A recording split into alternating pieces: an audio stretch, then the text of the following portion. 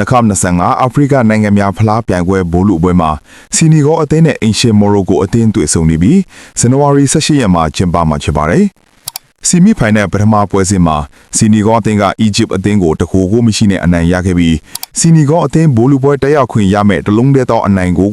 တိုက်စစ်ကစားသမားမာနီက88မိနစ်မှာသွင်းယူပေးခဲ့ပါတယ်။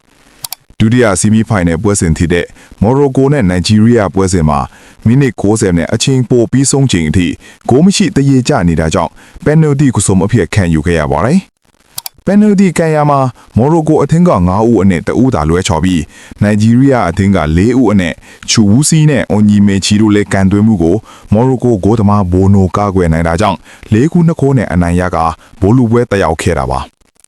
ဘိုလူပွဲကိုဇန်နဝါရီ18ရက်မြန်မာစံတော်ချိန်ဇန်နဝါရီ19ရက်နနက်တနာရီခွဲမှာယာပက်မြို့ရှိပရိဆမုံလိုက်အဗ်ဒေလာစတေဒီယမ်မှာကျင်းပမှာဖြစ်ပါတယ်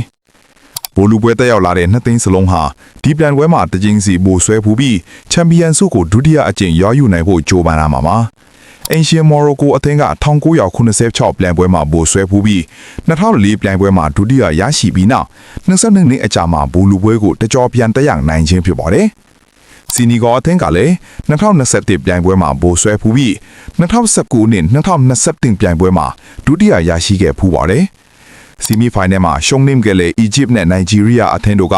ဇန်နဝါရီ18ရက်မြန်မာစံတော်ချိန်ည10:00နာရီခွဲမှာကာဆာဘလန်ကာမြို့ရှိမိုဟာမက်ဗီစတေဒီယမ်မှာတတိယနေရာလူပွဲအဖြစ်ရှင်းပြိုင်ကစားရမှာပါ။